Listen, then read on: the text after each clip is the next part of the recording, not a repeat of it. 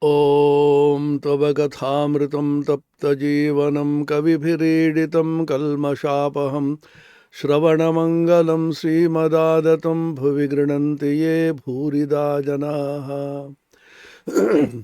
Sri Ramakrishna Kathamrita, the Gospel of Sri Ramakrishna, Sri Ma Kathita, as recorded and told by M.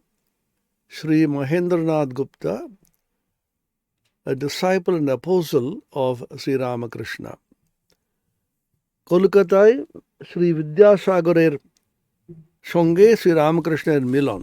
Sri Ramakrishna's meeting with Ishwara Chandra Vidyasagar in Calcutta. So the context is that Brahman cannot be described in words, in speech. And people think, I have known Brahman, but how much of Brahman have you known?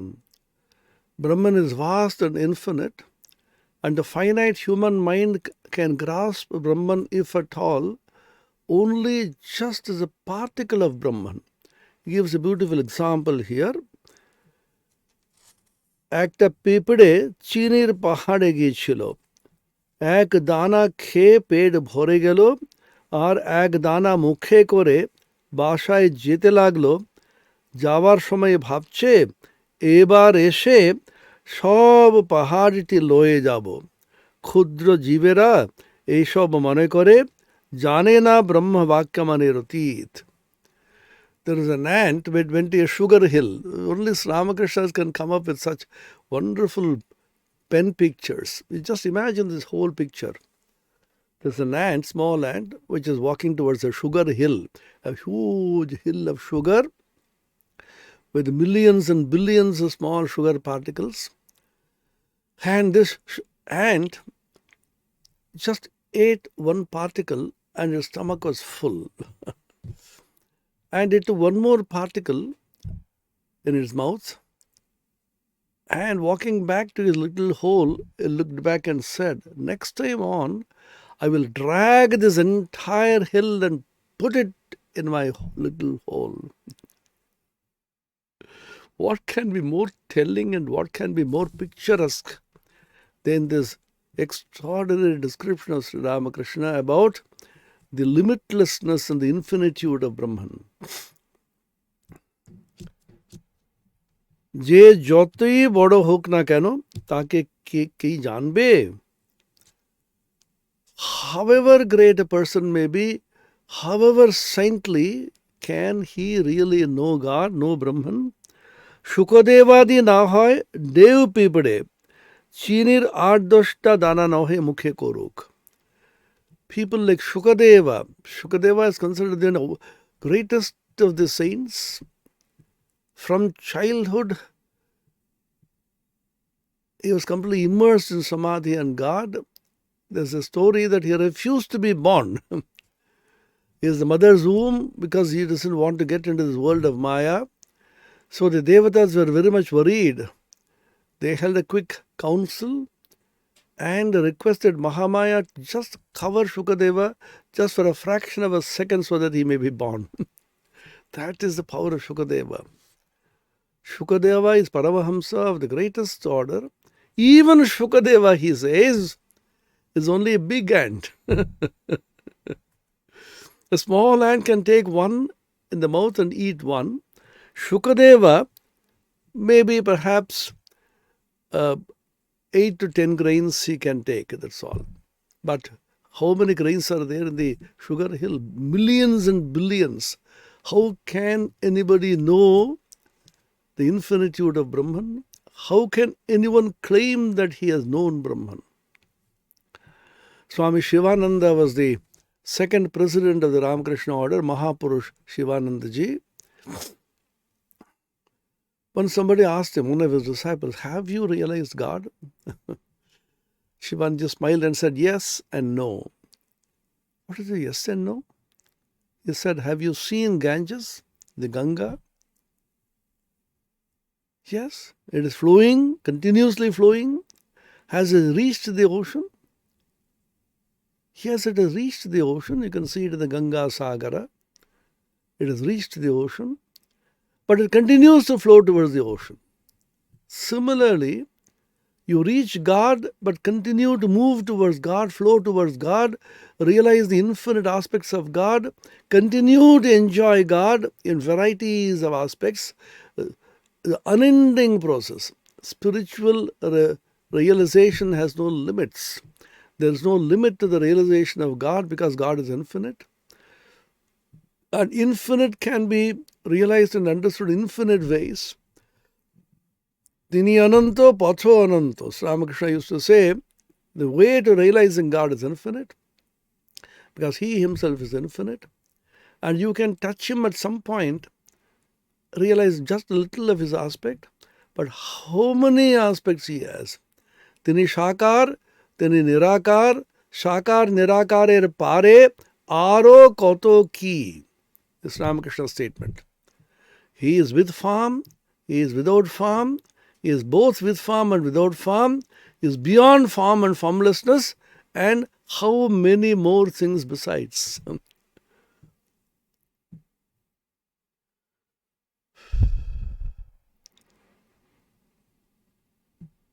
Ke jane kali kemon shodadarshane na paye darshan. Ramakrishna sings in the Kathamrita. Who can know what is the nature of Kali? The 6 darshanas, the 6 systems of philosophy cannot even reach a fringe of God's infinitude. They can't even touch Him. So this is one fundamental teaching of Sri Ramakrishna which immediately kills all fanaticism, all one-sidedness, all limitedness. We see a small portion and think that is everything. Swami Vivekananda gave the example of a frog in the well in the series of lectures in the Chicago Parliament of Religions which he gave, starting 11th September, ending 27th September 1893, in which he told a small story, the frog in the well story. There's a frog which is living in a small well. Almost whole life is spent in that well. It was born in that well. It was growing in that well. Suddenly it found a big frog, jumped into that well. And it's a strong big frog. And this little frog which has been in the well was terribly curious to know where that other fellow has come from. Then I asked, where do you come from? I come from the sea, the ocean. We don't know whether there are frogs in the ocean, but it's only a story. Then the first frog, that's a sea? What is the sea? Is it as big as my well? Then he jumped from one end of the well to the other end of the well and said, is it as big as that? Then the sea frog laughed and said, how can you compare your little well to the ocean, my friend? Then again he jumped from the other side to this side and said, is it as big as that? Then he said, there is no question of even making a comparison of your little well with the sea, which is vast and huge. Then the first frog said, little frog said, there can't be anything bigger than my well. This fellow is a liar. Immediately there was a fight. This is fanaticism. Swami Vivekananda says, I am a Hindu. I live in the small Hindu well and think that is everything. You are a Christian, you live in a little Christian well and say that is the whole of truth. Somebody is a Muslim, he thinks that is the whole of truth. Somebody is something else, Buddhist and so on. So each of the religionists owing allegiance to his or her particular religion thinks that that is the only truth. That is one way of looking at truth, but that is not the complete truth, because you can't exhaust the infinitude of God. This is the most fundamental teaching of Sri Ramakrishna. You can't put a limit to God. Swami Vivekananda said in the rules book, of the Ramakrishna much meant for monks. He said, Kamini Kanchaner Nyay Sri Prabhu Ramakrishna, Bhagavan Ramakrishna, कोनो भाव के खंडन करतेन से hello भगवान के इति करा সীমিত করে এইটাই সব এরকম ভাবা ইতি করা if Sri Ramakrishna despised anything as much as lust and greed kama kanchana, that is limiting God, putting a full stop. God is this, period, full stop. No, God is this, comma, that also, comma, and how many more besides. It's an infinite series which is divergent. It never converges. Because God's infinity can be caught in a small little thinking.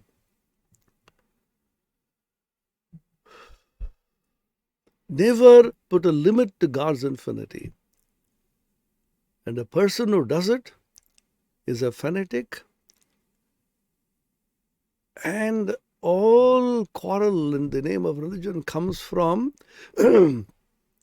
religious fanaticism. That my religion alone speaks the one truth.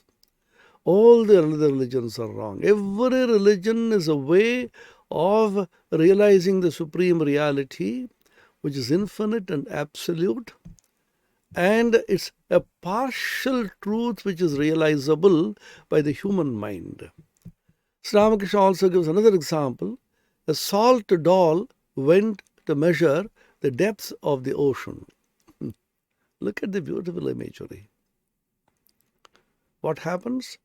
The salt doll simply melts away. Did the salt doll know the ocean, understand the ocean? Yes and no. What does that mean? It knew the ocean by becoming the ocean. It did not know the ocean as an object. I, as a subject, I know something else outside me as an object. That is knowing. What we normally call knowledge in the world, a relative knowledge, is subject-object relationship knowledge. The subject knowing the object is called knowledge. Now there is another kind of knowledge, which is knowledge through becoming it. I know something by becoming it. When I become it, do I know it or don't I know it? I know it by becoming it. I do not know it as an object. So the knowledge of God, the knowledge of reality, spiritual knowledge, is a knowledge of an entity which is called God, spirituality, Brahman, truth, and so on, which is known not as an object, as known as my own self as an eternal subject. When you actually become it, who will know it? I am the knower, and I know something which is known through knowledge. This is called Triputi in Vedanta. The knower, the knowledge, and known. Jnata, Jnana, and Gyeya. These three things have inevitably to be present in any knowledge. But is there a knowledge which is beyond this, in which the Triputi vanishes? Jnata, Jnana, and Gyeya, all of these three things coalesce into one.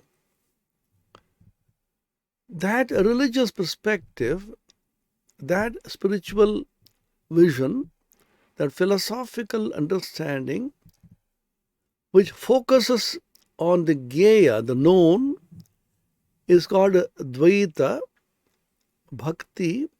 You have a God who worship, and I am the worshipper, and I pour my heart's devotion to that God.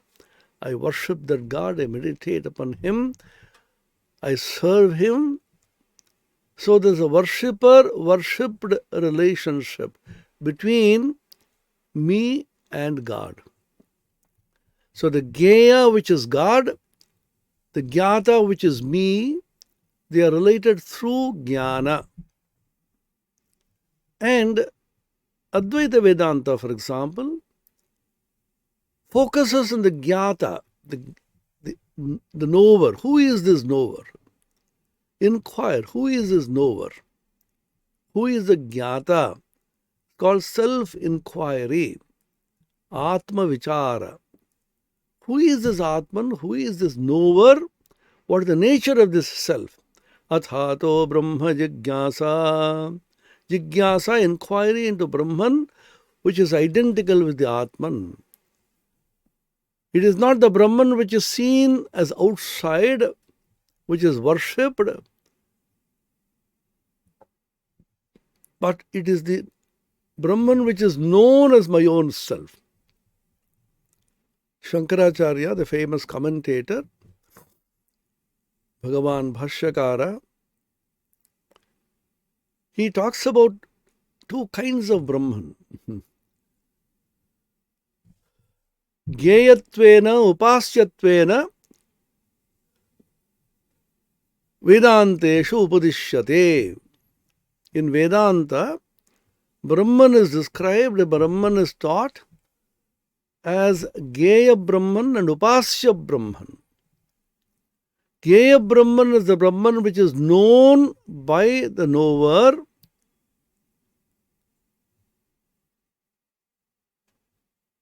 as his own self, Gaya Brahman.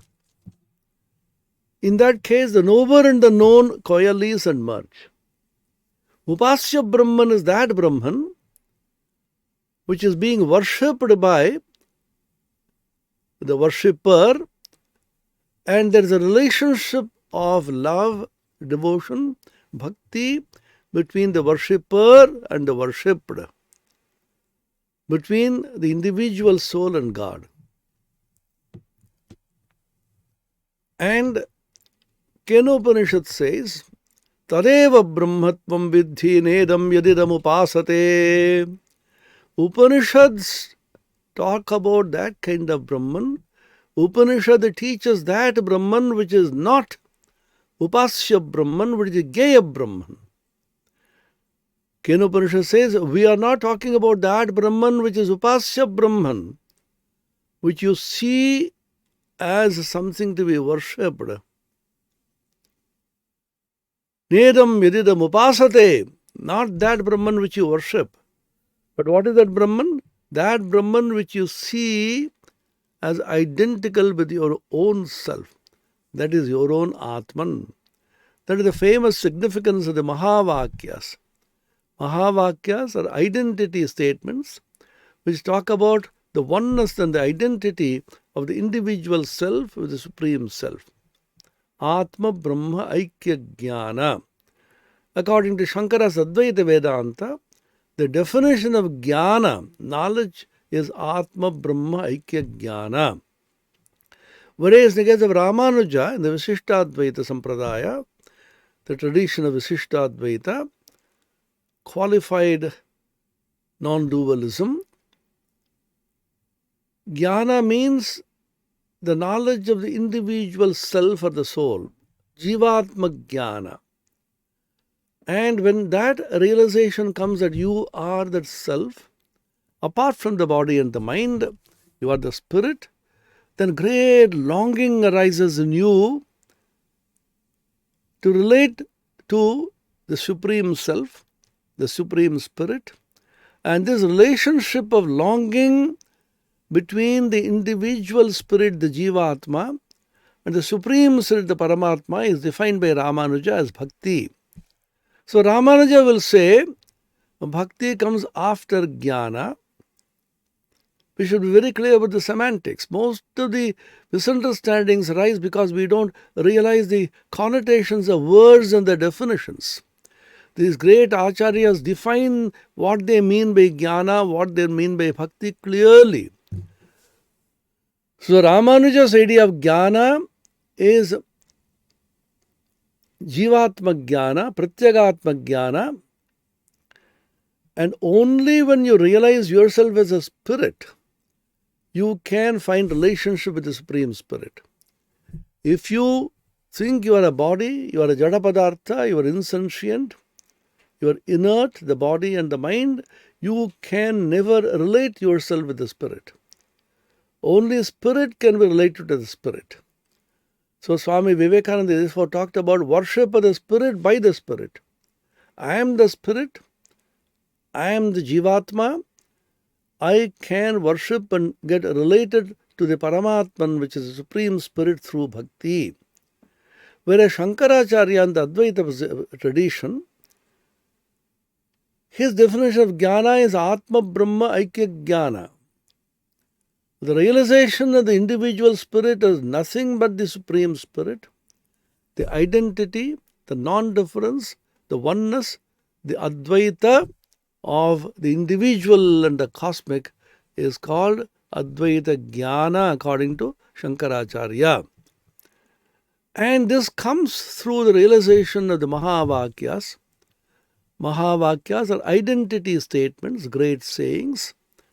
I, the individual spirit, am in reality the Supreme Spirit Brahman, Aham Brahmasmi. This Atman is the same as Brahman, I am Atma Brahma. And the Guru tells the disciple, you, the individual self, are identical with the Supreme Self, Tat. Tat Tvamasi is called Upadesha Vakya by the Guru. Aham Brahmasmi is the Anubhava Vakya by the disciple. And Prajnanam Brahma. Prajnanam here means the individual self, and that is identical with the Supreme Self. These are called the four Mahavakyas from the four Vedas. So this kind of knowledge is knowledge by becoming that Supreme Self. Simplest example as Ramakrishna gives, a salt doll, which is the individual self, entered into the infinite ocean, which is the Supreme Self, and completely melted away. And he says, there are certain beings specially commissioned by God to teach people, the avatars, the Ishvara Kotis, who, although completely melting away, regain their form, as it were, in a divine way, and come back and teach people. They don't melt away and vanish, but they regain a special spiritual form to be able to teach people. They are the avatars. That's an extraordinary phenomenon in spirituality, the avatara tattva. And they are not born like ordinary beings like us. They are unborn, they are infinite, undecaying. Ajopi san navyayatma bhutanam ishvaro san prakritim swamadishtaya sambhavam yatma mayaya. Because of his own inscrutable maya, which can't be defined, he as it were takes a form. So, never limit the infinitude of God. This is one of the most fundamental teachings of Sri Ramakrishna, which Swami Vivekananda again and again taught to the whole of humanity. First, starting with the Chicago Parliament of Religions, when he taught the infinite path to infinite reality. That is what Hinduism actually preaches. Hinduism is not a religion which talks about a particular God to be worshipped. It leaves a scope for every kind of worship, every kind of conception of God. All conceptions of God are included. And how many more besides are possible? Never limit the infinitude of God. This will lead to harmony, peace. Swamiji said the last sentence which he spoke on the 27th of September 1893, the last lecture,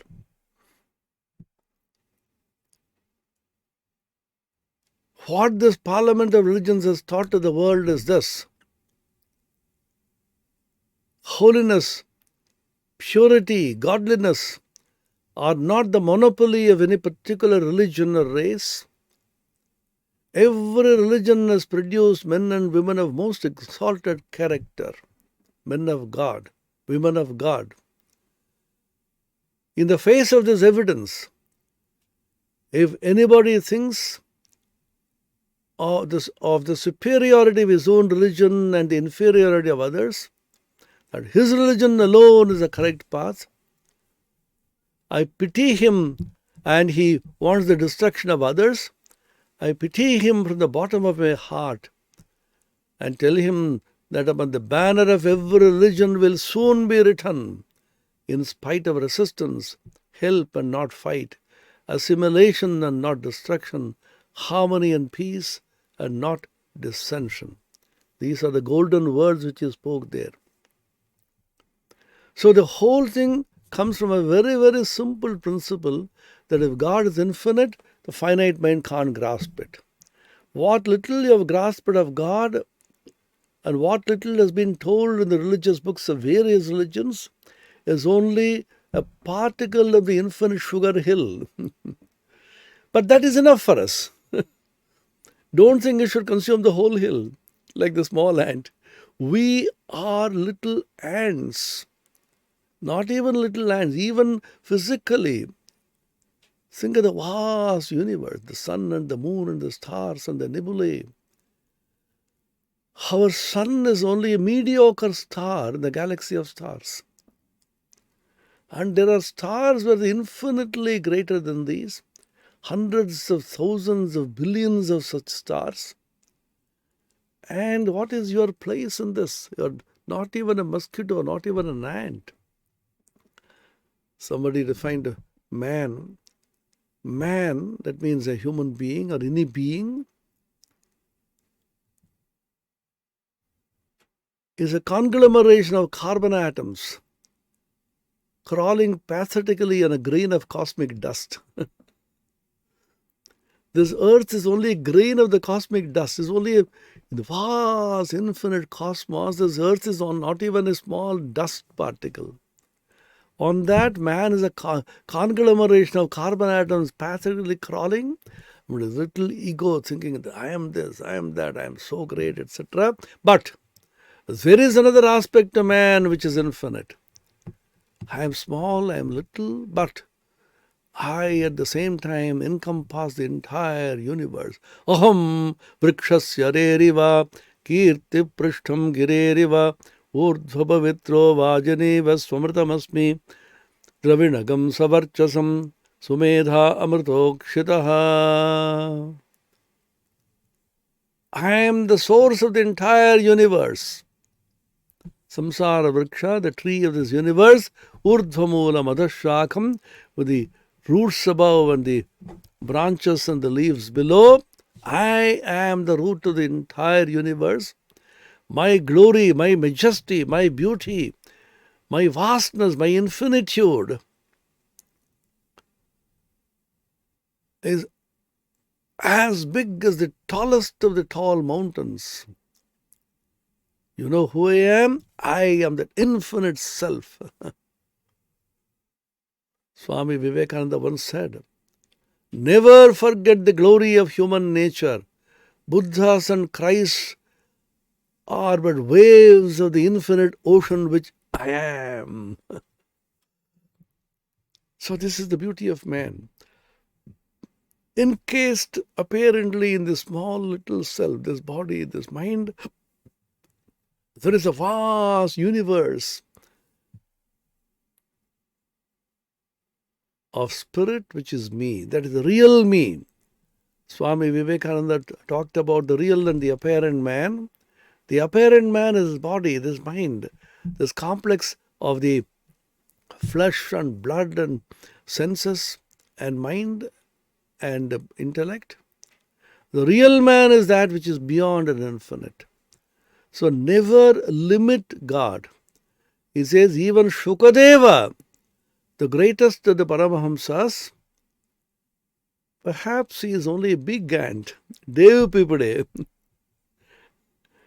And if we can eat a particle and carry one more particle, he can perhaps eat and carry about 8 to 10 particles.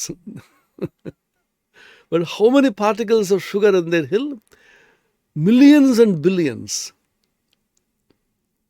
তবে বেদে পুরাণে যা বলেছে সে কিরকম বলা জানো? Then he says, but then the Veda, Purana, and the various religious texts, the whole various religions talk about God. What is that description? What kind of truth is in that description? You know what it is like? The simplest example with which he explains, Ramakrishna as usual. একজন সাগর দেখে এলে কেউ যদি জিজ্ঞাসা করে কেমন দেখলে, সে লোক মুখ হাঁ করে বলে, ওহ কি দেখলুম, কি হুল্লোল কল্লোল। ব্রহ্মের কথাও সেরকম। Look at the beauty of the language, look at the utter simplicity of expression and directness with which he can reach you, Ramakrishna. Somebody went to see the ocean and he came back and was describing it to somebody else who has not seen the ocean. And this person asking, what did you see in the ocean? Then he's not able to describe. Opened his mouth wide. What sight I saw, how much roaring waves. That's all. Description of Brahman is also that. How,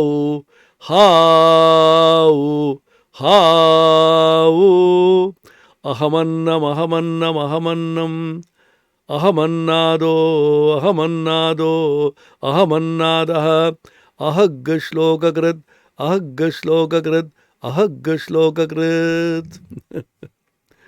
These are the descriptions in the Upanishad.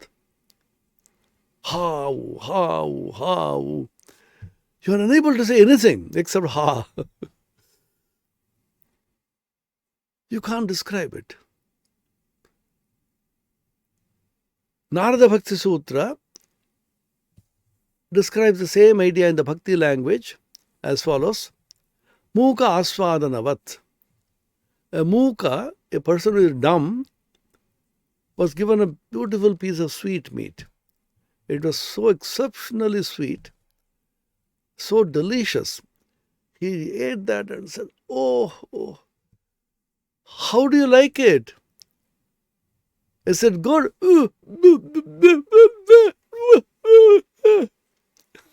What will he say? He can't speak. So just like a dumb fellow is describing the taste of some delicious sweet which he is eating, this is the description at most you can give. How. Oh, কি দেখলুম, কি হল্লোল কল্লোল। ব্রহ্ম কথাও সেরকম। বেদে আছে তিনি আনন্দ স্বরূপ, সচ্চিদানন্দ। The Vedas say Ananda Rupa Murtam Yad Vibhati Mundakopanishad. His Ananda Rupa is shining as the essence of embodiment of great joy and bliss. Beyond the sensual joy, beyond the intellectual joy, it is the Brahmananda Swarupa. That is Brahman. Anandadhyeva khal vimani bhutani jayanti anande najatani jivanti anandam prayante visamvishanti. This Ananda Swarupa. Vijnanam Anandam Brahma. Brihadaranyaka Upanishad. So this Ananda Swarupa, description in Vedas, Shukadevadi এই ব্রহ্ম সাগর তটে দাঁড়িয়ে দর্শন স্পর্শন করেছিলেন। Greatest of Paramahamsas like Shukadeva perhaps did not even enter the ocean, did not touch the ocean. They were sitting at the bank of the ocean, at the edge, and they were only seeing the ocean, perhaps touching it a little. এক মতে আছে তারা এ সাগরে নামেনি, এ সাগরে নামলে আর ফিরবার জো নেই। There is a view that people like Shukadeva never entered into this ocean. They are only touching it from a distance, gently, and they're only seeing it. If they had entered the ocean, they would not have come back.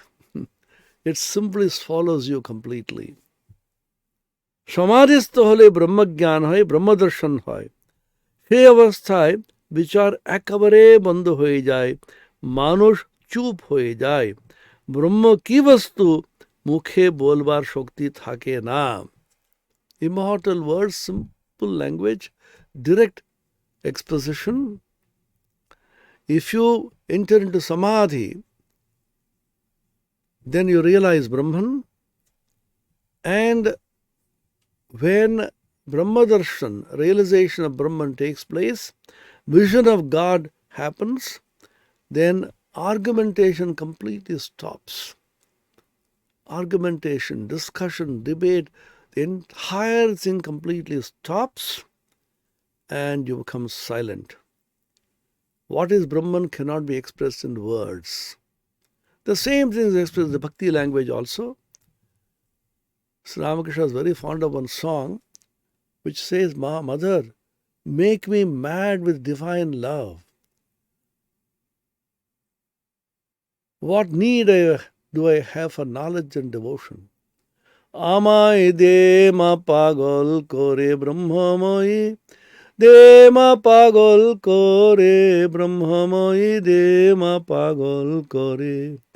আর কাজ নাই মা জ্ঞান বিচারে, দে মা পাগল করে। ব্রহ্মময়ী দে মা পাগল করে, ব্রহ্মময়ী দে মা পাগল করে। আর কাজ নাই মা জ্ঞান বিচারে। Discussion, intellectual debates. What is the use of all this? I don't want any of these. Make me mad with thy divine love, O Mother. I have no need of anything else. Because once you become mad with love of God in the bhakti language, or enter into the ocean of Chidananda and become it fully, who will come and speak? Vijnata ramare kena vijaniyat. Vrihadaranyaka Upanishad says, who is the Vijnata? Who can know the knower? I am the Vijnata. Who can know the Vijnata? Because you can know something which is an object. So I am the subject. How can the subject become objectified? The objectification of the subject being impossible, I just have to be nothing else. That is Vedanta. Sat. Sat expresses as Chit, Swayam Prakasha, and awareness of existence as bliss, Ananda, Satchidananda. লুনের ছবি লবণ পুত্তলিকা সমুদ্র মাপতে গেছিল, সকলের হাস্য। A salt doll went to measure the depth of the ocean. Immediately everybody burst into laughter. কত গভীর জল তাই খবর দেবে। খবর দেওয়া আর হলো না, যাই নামা অমনি গলে যাওয়া। কে আর খবর দেবে? The salt doll wanted to find out the depth of the ocean and come back and say this much is the depth. So the moment it entered the ocean, it simply melted away. Who will come back and tell you and give you the information about the ocean? একজন প্রশ্ন করেছিলেন, সমাধিস্থ ব্যক্তি যাহার ব্রহ্মজ্ঞান হয়েছে তিনি আর কথা কন না, কথা বলেন না? It's a very pertinent question. Then what about people who actually talk about God, the great incarnations, like Rama, Krishna, Ramakrishna, Jesus, Muhammad, Christ, Buddha? All of them talked about God in their own way, religious instructions they gave, and they awakened the consciousness of humanity. How could they speak if they had melted away? So does a Brahmajnani never come back and speak and teach?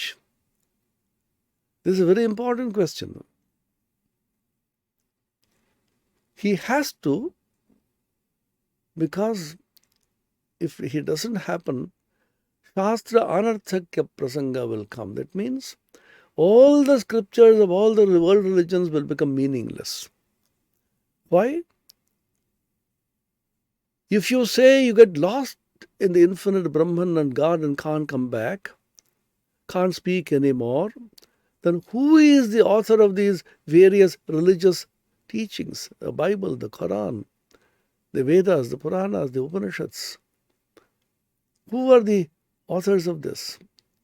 You should logically conclude that these teachings were given by people who had not realized God. That means all the Shastras will be meaningless. All the scriptures of the world religions will become absolutely meaningless because they have been taught by lesser people who have not realized God. That is not acceptable, and therefore you have to say these great religious teachings were given out by people who had seen God, realized God, entered into the Spirit of God, got lost in God, and have come back mysteriously by some divine will to teach mankind. These are the Adhikarika Purusha, specially commissioned beings, the Ishvara Kotis, who the Ishvara avatars, the incarnations, divine manifestations of God. Sri Ramakrishna, Vidyasagar Adira Prati, talking to Vidyasagar and others, Shankaracharya লোকশিক্ষার জন্য বিদ্যার আমি রেখেছিলেন। ব্রহ্মদর্শন হলে মানুষ চুপ হয়ে যায়, যতক্ষণ দর্শন না হয় ততক্ষণই বিচার. People like Shankaracharya especially mentions the great Jnani, talked about Advaita. He, after realizing the infinite Brahman,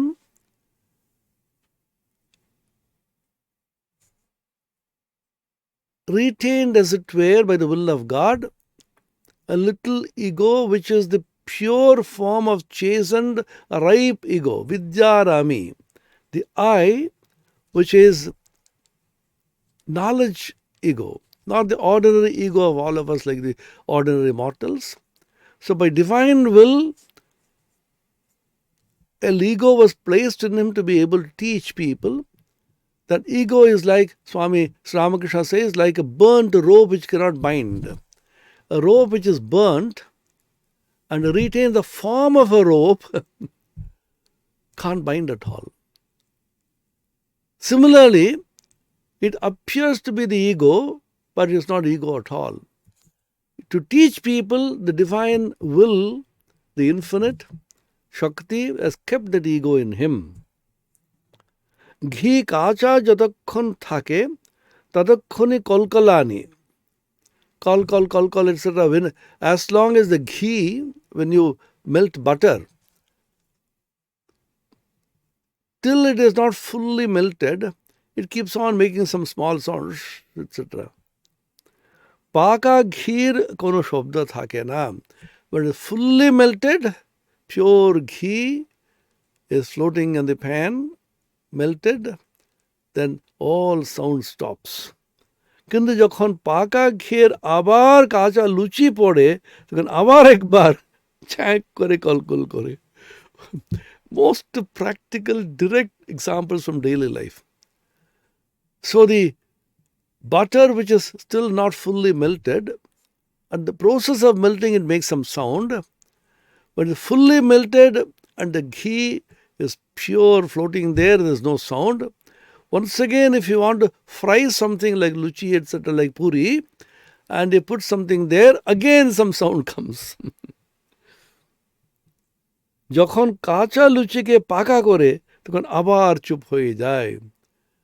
And when the frying is complete, once again it becomes completely soundless.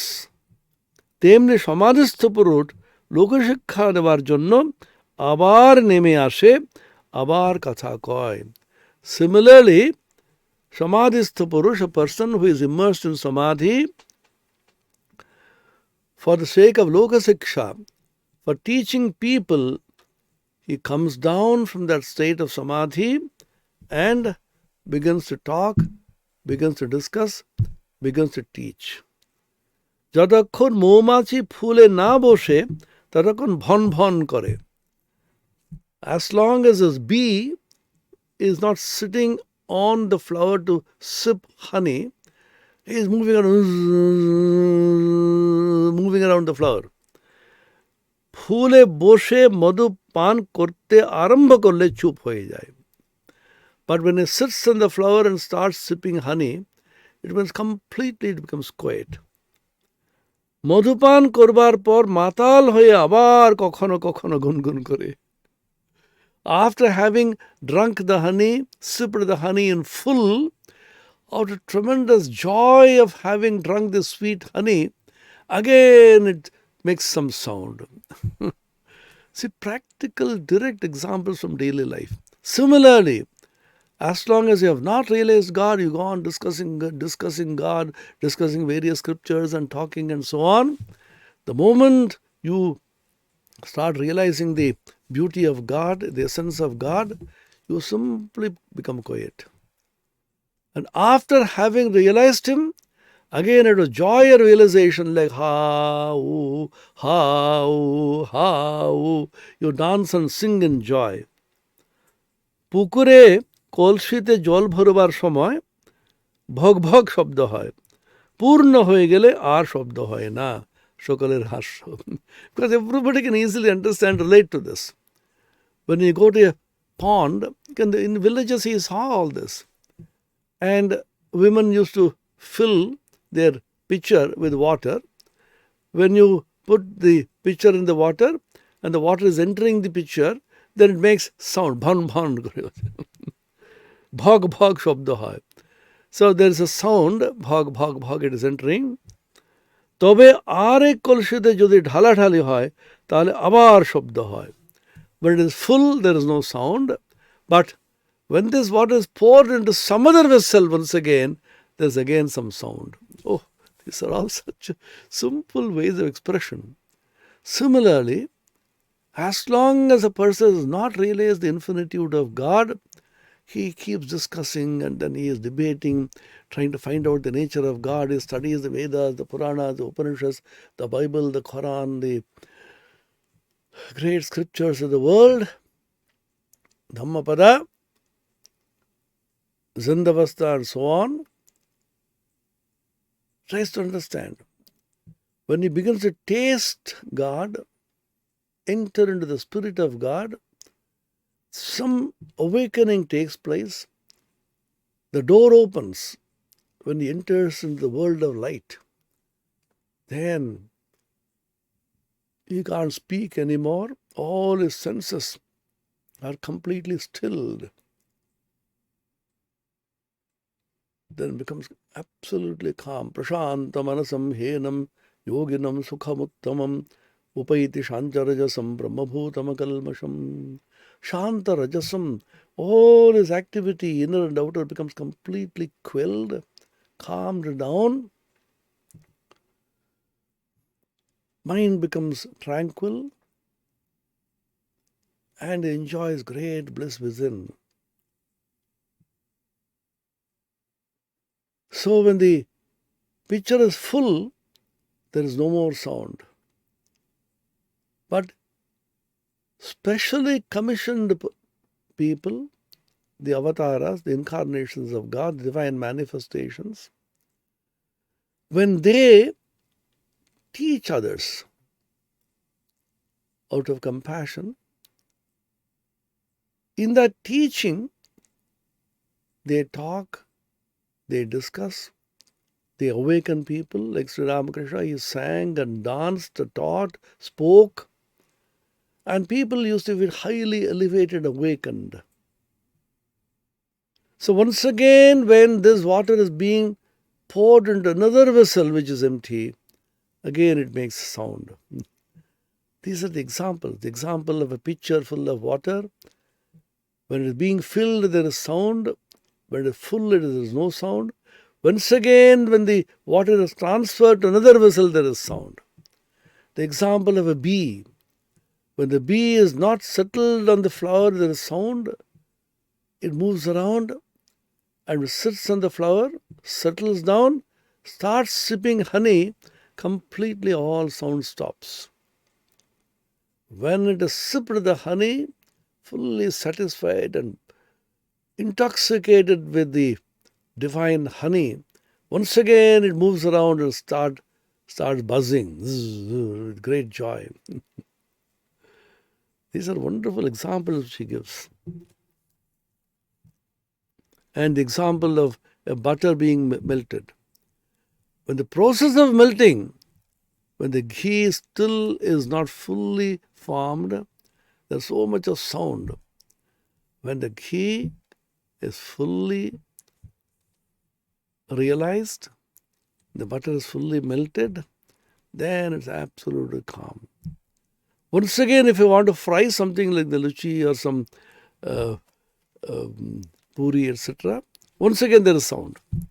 And when the luchi or the puri is fully fried, there is no sound.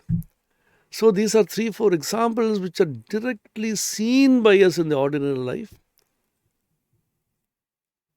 And we can easily relate this to that which cannot be described. This is the beauty of people of realization. They can explain the most profound truths in the simplest of language from daily life. Once again, you should remember these great spiritual teachings of the Upanishads and the scriptures are not philosophy, are not metaphysics, are not even religion. They are simple description of the profound truths behind our daily experience. The Upanishad, the Rishis did not teach anything.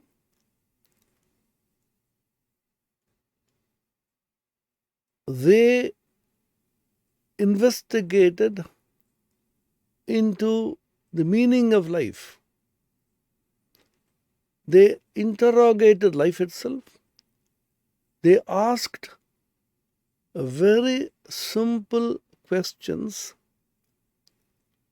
about who we are, where we came from. King karanam brahma kutasma jata jivasmakena kvacha sampratishta. Shvetashvatara Upanishad begins by this question. Kim karanam brahma kutasma jata. What is the cause of this world? Brahmavadino vadanti kim karanam brahma kutasma jata jivamakena kvacha sampratishta adishthita kena sukhetareshu vartamahe brahmavido vyavastham. Kim karanam brahma? What is the karana? What is the cause of this universe? Is it Brahman?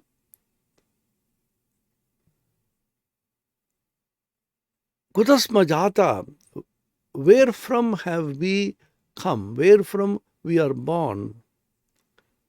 What is the origin of all this universe of various beings, living and non-living beings? What is our sustaining force by which we are living?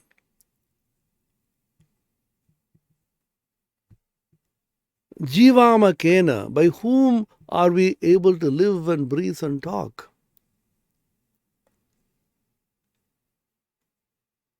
Kvacha sampratishta, ultimately, what is our being? Where do we ultimately stay? Where are we established ultimately?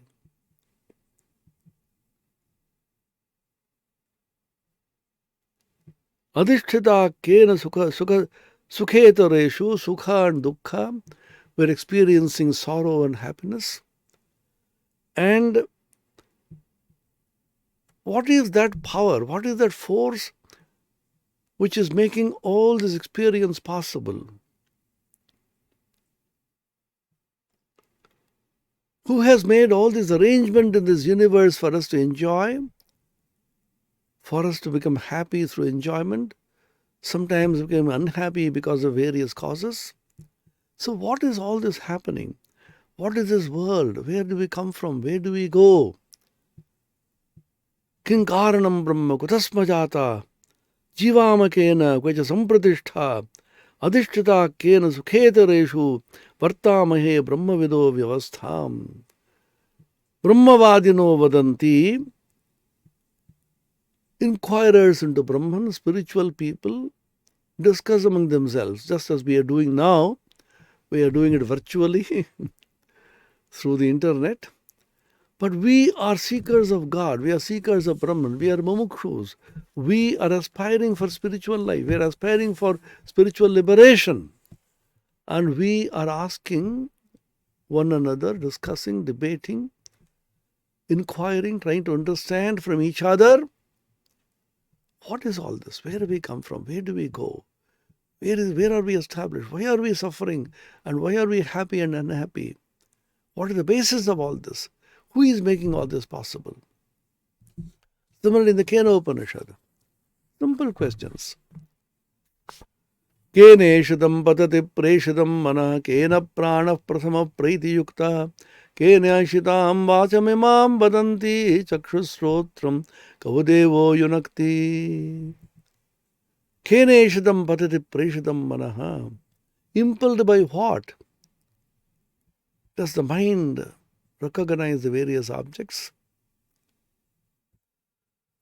Kena prana prasama priti yuktaha, the prana, the mukhya prana, which is the first, because that is the essence of all the indriyas, all the senses. What is the source of this prana? Where does it, what is the basis of this? Where does it come from? How does the mouth speak? We talk about speech. I am talking to you now. What is the power which makes me speak? I am animated by something else. Is it the mouth which speaks? Chakshushrotram kavadevo yunakti. Which is the devata? Which is the luminous being? Which is the spiritual force within me which is driving me to see, to hear, to talk, to understand through the mind? What is that power? Is it the mind which thinks? Or behind the mind is some other power? Is it the eye which sees? Or behind the eyes there is some power which makes the eyes see? What is that? The answer is given a very enigmatic verse, language. Shrotrasya srotram manaso mano yad vacho havacham savu pranasya pranaha chakshusha chakshurati muchadhira pretyasmal loka adamrita bhavanti. It is not the prana which is functioning, animating, which is not the eye which is seeing, it is not the ear which is seeing. How can you describe this? The prana of the prana, the chakshu of the chakshu, the eye of the eye, shrotasya srotam, the ear of the ear, and the mind of the mind. By realizing that supreme being which is behind all this, a person attains immortality. It is not religion, it is not spirituality, it is not philosophy, it is not metaphysics. It is inquiry into our daily experience. Again and again I emphasize this aspect because Indian spirituality of the rishis is not philosophy, metaphysics. It is not a theory. It is just a curious inquiry into our daily state of existence. You may ask, what is the need of inquiring? A thinking, rational human being has to inquire about something. What does science do? Science is asking questions about the external world. Why does all this happen? Physical sciences inquire into the physical world. Biological sciences and life sciences inquire into the life, world of life. And spiritual sciences inquire into the life of, into consciousness. Mental sciences inquire into the mind, the psychology. Because all this is what you are. I feel I am the body. I operate through the senses. I think through my mind. And there's a consciousness which I feel, which I am. What is all this? Who am I? Where do I come from? Suppose I die this moment, which could happen anytime to anybody. Where does the soul go? What happens to him? These are certain very simple questions you have to ask If not today, tomorrow. You may wish away these questions temporarily, sweep them under the carpet out of fear. Oh, I don't want to ask these questions. Let them come much later. Let me enjoy. My dear man, how long can you enjoy? Nature will come and catch your throat and give you tight slaps on your two cheeks and asks you, come on, behave. Ask certain fundamental questions if you can claim to be a human being. The animals don't ask. A cat or a dog does not ask these questions. We don't know, of course. But you as a human being have to be an inquirer. Jigyasu. That's why the spiritual sciences of India, Vedanta, is an inquiry. Brahma Jigyasa. Jigyasa means inquiry. When you inquire, what do you do in inquiry? What do you do in science? What did Newton and others do? He asked a simple question of why does this apple fall? You ask a very simple question, go on probing into this again and again, through this probe, through this investigation, through this open-ended inquiry, which without any bias or prejudice, preconceived notion, which is what science does, you come up with very profound truths. Just asking a simple question about the falling of a fruit, an apple, Newton discovered the universal law of gravitation, which was later on again interrogated, questioned by Einstein, and he came up with special theory of relativity, the new theory of gravitation. Inquiry never ends. Newer and newer laws are discovered. Older laws are being refined, fine-tuned. It's a constant inquiry. Whole life is a constant inquiry into truth. And the inner world you inquire. The answers to simple questions are the profoundest principles of the spiritual science of Vedanta. And these are being spoken in the simplest of language, with similes, with parables, by the divine incarnations like the Buddha, Christ, and Ramakrishna. All of them spoke in parables. Because parables and tales and stories is something which you can immediately relate. And they talk about parables in terms of stories from daily experience, what you see every day. Butter is being melted, you see. A bee sipping the honey, you know what it is. And filling a pitcher with water from a pond, you know. These are common examples of everyday life. That you relate to spiritual principles so that you get a newer insight into the profound truths. And here is Sri Ramakrishna giving us the profoundest truths in the simplest of language in terms of parables and stories and tales, so that we may understand the truth even infinitesimally and inquire into a real nature and awaken the inner consciousness, which is the infinite and the absolute Brahman, called God, the Spirit, the Paramatman, and by whatever name it is called, and become blessed.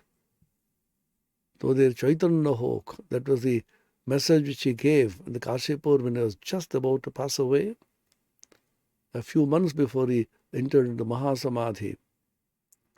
May your consciousness be awakened, higher consciousness be awakened. May Sri Ramakrishna bless us so that our higher consciousness be awakened. Om Niranjanam Nityamanantarupam Bhaktanukampadhuta Vigraham Vai Ishavataram Parameshamidyam Tam Ramakrishnam Shirasa Namamaha. Om Shanti Shanti Shanti Harihi Om Tat Sat Shri Ramakrishna Arpanamastu.